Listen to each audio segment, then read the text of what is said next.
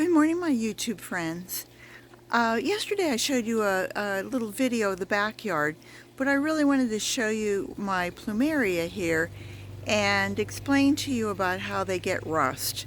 And it's just a real common problem here, especially in the southern states where it's really humid and hot and we have such a long summer. And I just wanted to take a leaf and show you what it looks like on the top. You can see that top part, it kind of looks like a little spotted. But then underneath, if you really look at this, you can see all the little white spots, and you can see it actually looks, it'll get kind of like an orangey. This one isn't great showing it, but it's like a little orangey, and it's called rust, and it's a fungus.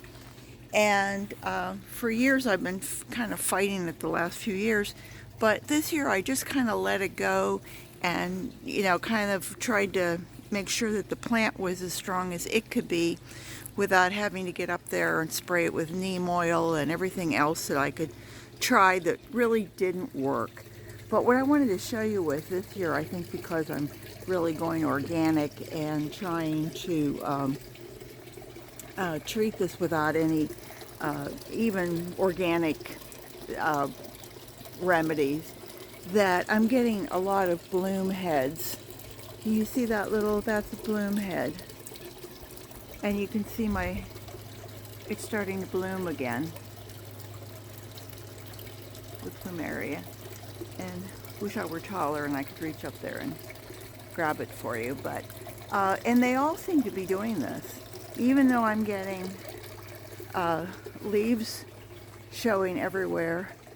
I mean, almost all of the tips. Let me pull this one down. You see there's another bloom head starting. And I mean, I can see almost every one of those tips has the beginning of blooms on it.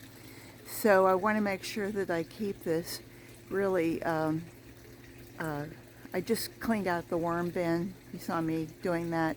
And so I will make sure that I give a nice dose to this Plumeria tree. Actually, it's two Plumeria trees.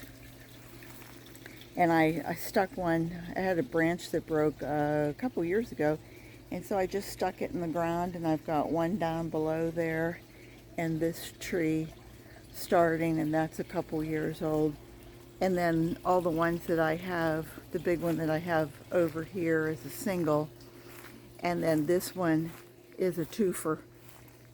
This is two trees, but it's got the same thing. It's that I'm seeing bloom heads on the tops of these.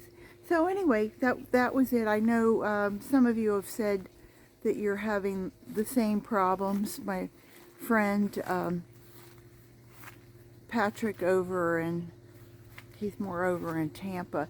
You see that up there? You can see the blooms. Pretty, huh? Well, they will be when they fall. There's some that have hit the ground.